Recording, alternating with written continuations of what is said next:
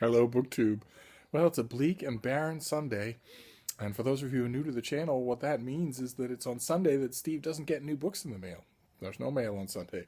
But today has been a little less bleak and barren than usual because I've been busying myself with activities other than sitting staring at the mail slot in the front door.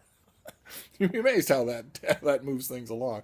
I've been doing some spring cleaning with the only kind of spring cleaning that I care about, the books, and it's been distracting. That and also my fat little basset hound has been having a very very bad weekend, which requires that I'm pretty much constantly attending to her, and that distracts too. So I'm not as despondent today as I ordinarily would be, but even so, I have a tag because I've fallen into the habit of doing them on Sundays. And the one I found has to do with the spring, which has been very reluctant to show itself here in Boston. There's sunlight today and a little bit of warmth, a tiny grudging bit of warmth, but yesterday was the middle of winter. It was as dark as twilight all day long. It was freezing cold. It was spitting icy rain. No fun at all, hardly spring-like. But this is the spring reading tag, which I found on Amy Jane Smith's channel, and it's just a series of questions prompted by the change of seasons, or the hope for it anyway. And the first one is, what books are you most excited to read over the next few months? And I went over for this question. I went over my list and was thinking, originally of making some sort of stab at variety, but no, no. As I've hinted on this channel before, it looks like, I could be wrong, they could all stink, but it looks like 2017 is shaping up to be a banner year for my favorite kind of reading, which is biographies, and it looks like the bulk of that is going to happen this fall. So there's a shelf full of books that I'm very much looking forward to. I want to show you some of them on the trusty old iPad. The first one is The Last of the Tsars by Robert Service. This is about Tsar Nicholas II, and it's by Robert Service, who just recently did an enormous book called The End of the Cold War that was great. And I hold such books to very high standards because I was paying very close attention to The End of the Cold War. I've read 80 million books about Tsar Nicholas II, but I can always read one more if it's by an author I really like. And then just to stick with the Russian theme for a minute, this is a gargantuan. This is Stephen Kotkin. This is his gargantuan new book on Stalin. This is his follow-up to his surprisingly engaging gargantuan book on the youth of Stalin that came out, I think, 2 years ago or 3 years ago.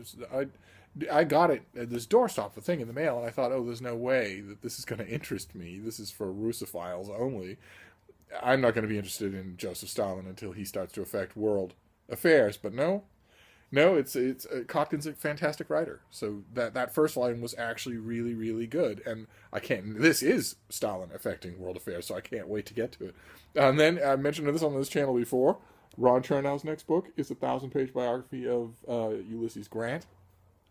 And it'll be fascinating in its own right. Grant is fascinating in his own right, but it'll also tip a question from me in one direction or another about Ron Chernow himself, whose biography of Alexander Hamilton I absolutely loved, and whose biography of George Washington I absolutely hated. So we'll see. he goes into this thing with an absolute, as far as American presidential figures go, American founding fathers and presidential figures, he goes into this with a completely even keel. For me, one colossal success, one colossal failure. So I can't wait to see what this comes out as. And then Walter Isaacson. Some of you, if you know biography, you might know him. He wrote a very popular biography of Albert Einstein, and he wrote one of the great biographies of our modern era on Steve Jobs, of all people. And his next book is a biography of Leonardo da Vinci. And Leonardo da Vinci has had some very good treatment in 2017. There was just recently a book by an Iowa Writers Workshop graduate alumni on becoming Leonardo, and there's a new one I think that's due out next month on young Leonardo that means to cast off the whole idea of to show a young man on the scramble, on the hard edge of the Renaissance. And They were both fantastic, and this is another major book on him coming out in the same year by an absolutely proven biographer. So I'm all on board. And then there's a guy named Jonathan Aig, I think you say his name. I've never read him before, but he is doing a new book called Ali, A Life, that I can't wait to read. It's all the spies, all the people that I know who would know whether or not it's the real thing, whether or not it's well worth reading, all say it's incredible. And I'm hoping that an advanced copy shows up soon. And then Robert Dallek, the great political biographer Robert Dallek, is doing a gigantic life of Franklin Roosevelt called A Political Life. I think it's around 1,000 pages long. Can't wait. Another figure who's just intrinsically fascinating, and it adds to an absolute raft of American presidential biographies coming out between now and the end of the year. There's Roosevelt, there's Grant, there's one on James Monroe that looks really good. There's one on Herbert Hoover, his third major reassessing biography in the last 2 years. And there's one on John Quincy Adams that has an ugly cover, but he's a fascinating subject. I'm all for it. There's one on the friendship, rivalry, and then friendship between Jefferson and Adams. And I'm sure I'm leaving some out. Oh, no, I am. Of course, I'm ignoring him because everybody did his whole life. And afterwards, Rutherford B. Hayes is getting a biography. Is it Rutherford B. Hayes or is it Chester A. Arthur? I always get those two mixed up. That's one of those two. And there are others too. There's the American presidents are just getting their day in the sun, which is great, including this last one that I'll show you. Then I'll shut up about big fat biographies. George H.W. Bush, the first President Bush. This is by Jeffrey Engel, and it's called When the World Seemed New. And it's about Bush's handling of the end of the Cold War, but sources tell me that it's a lot more than that. That it's a wider ambit than that. So I'm all for that. So I guess the very predictable answer, my very predictable answer to this question of what books I'm most looking forward to read over the next few months are big fat biographies of dead people. Anyway, let's move on to question number 2. What book makes you think of spring? I did a spring tag last year that if I remember, I'll link it below. And I gave this answer. I'm going to give it again because the book that makes me think of spring is Spring by Anthony Pohl. This is this publisher. Who is this? I'm sure they don't exist anymore. Popular Library, well, whoever they are. Anthony Pohl spent his whole life writing a series of slim novels chronicling the adventures throughout the 20th century of 4 men who we meet in spring, and we follow them through many books. I think this thing has 3 books in it. What does this have in it? These old mass markets with the they have fold out pictures inside the dust jacket, inside the front cover. They have fold out pictures of the season in case you don't know which season spring is. But this has, I think, 3 novels. Yes, A Question of Upbringing, A Buyer's Market, and In the Acceptance World. And I always think of this when I think of spring, not necessarily because spring is the predominant season in the books, but because it's the spring of their lives, and we don't know what the year is going to bring. And I brought this up last year when I did a spring tag, and I said that I wished that there were a 1-volume book of A Dance to the Music of Time, which is the name of the whole series. And I still do. So I guess I'll use this as an opportunity to say that the publishing industry has not done what I wanted in the intervening year.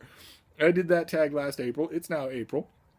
And there still is no gigantic, fat Penguin classic called Dance to the Music of Time. And there bloody well should be. I assume the problem here is Pohl's estate. I'm assuming that it's not that somebody at Penguin thinks this isn't worth it. They did a Penguin classic, Black Spine, beautiful 1-volume Penguin classic of the Domesday Book, which is not even a work of literature. And you wouldn't need more pages than that to do the whole of this. So it's not a question of inability. I assume it's a question of estate. Same thing with a bunch of other great 20th century British authors. Estate complications, especially in America. You know, as far as I know, there's no Penguin classic Black Spine normal, a literature classic in America of Jessica Mitford. There's virtually nothing of Anthony Burgess. I think it's probably that. But Olivia Manning, the great Olivia Manning, has no Penguin Classics in America, and a bunch of other people that I could name that are really good and deserve it and just haven't got it yet. So I'm going to keep giving this answer until I get results. Let's see here. Question number 3. The days are getting longer. What's the longest book you've read? I'm afraid my answer stays the same here. You would think the publishing industry would have outdone itself by now, but no. It's still Vincent Bugliosi's book about the JFK assassination called Reclaiming History, which is 1,500 pages long with a further 1,500 pages of notes on a disc in the back of the book. And the notes aren't just, opposite page 200, whatever. The notes are whole essays, sometimes going on for pages and pages and pages on their own. They're every bit as fascinating as the text of the book itself. And the text of the book itself does the unthinkable. Bugliosi takes every single different conspiracy theory about what happened that day in Dealey Plaza and dismantles them all point by point. Instead of picking one or two popular ones or types that cover many, he does them all. And in addition to that, the first chunk of the book, which is actually reprinted as a book on its own, is a minute-by-minute, second-by-second historical reconstruction of the events. That's the best that's ever been done, and the most reliable that's ever been done according to what we can actually determine moment by moment. The book is incredible. You would think that a book that big would have longueurs, to say the least, but no, it's suffusingly readable. It's just immense. It's almost impossible physically to read it. You can't rest it on your own anatomy anywhere. You can't rest it on any kind of table.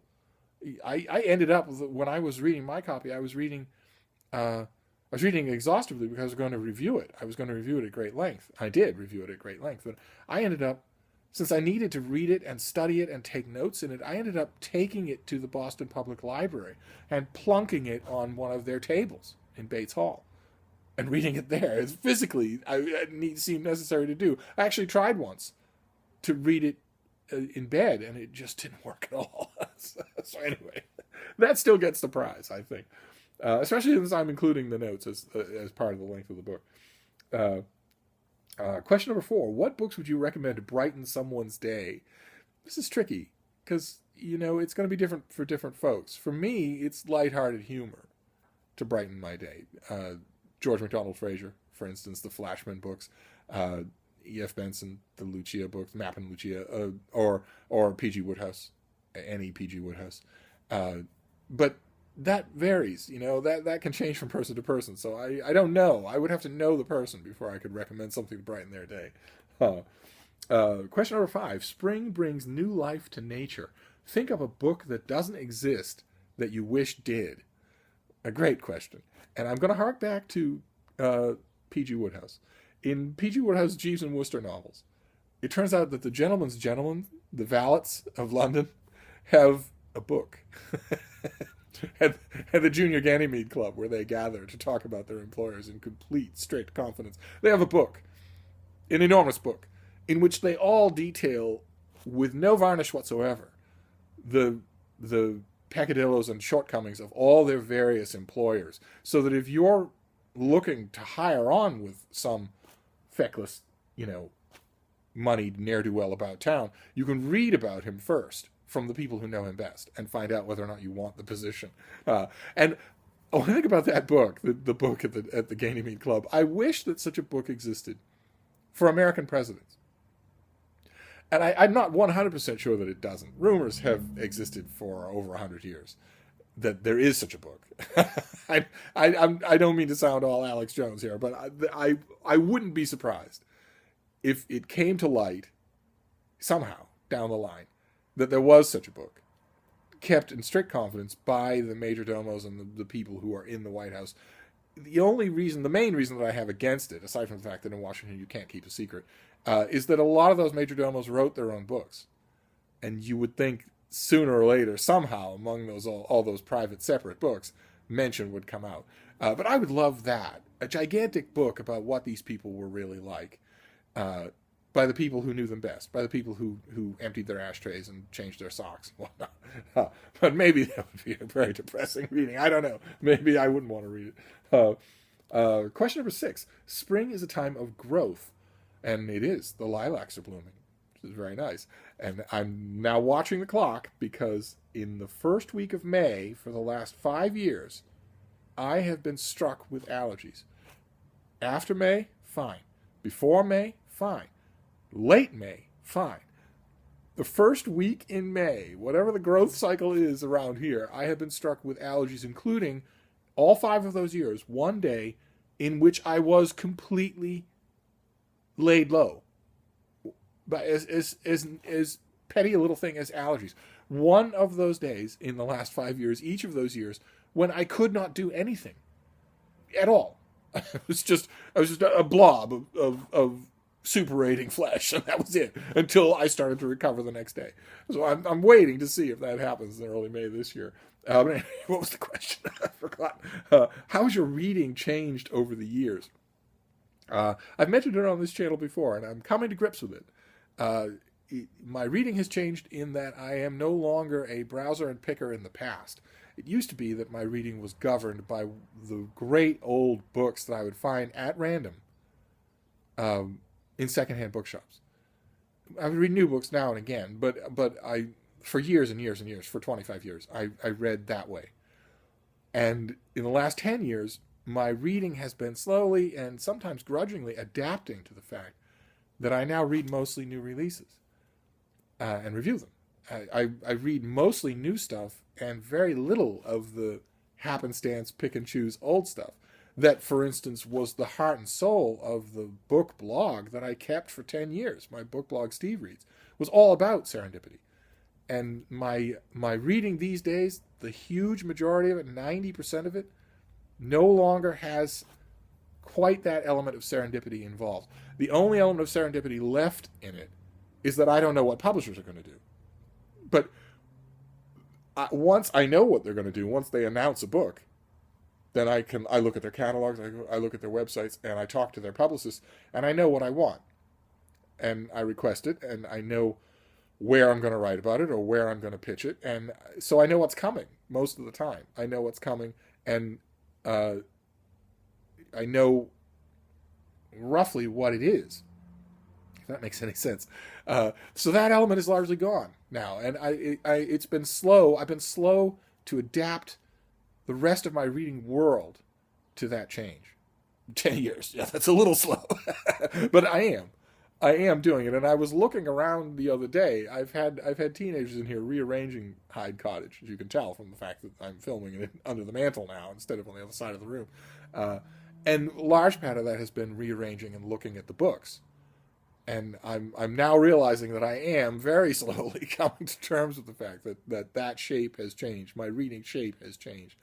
So it's no longer a question of, the week starts on Monday and I think, oh, well, I'm gonna plan a trip to this bookstore and then that bookstore and then this bookstore, and at the end of the week, who knows what treasures I'll have. Now it's not really that anymore. I still go to the Brattle and I still find treasures there, but it's a much smaller part of my reading. And I'm not saying that that's a bad thing. I very much enjoy the way things are set up now. Let's see here. Question number 7.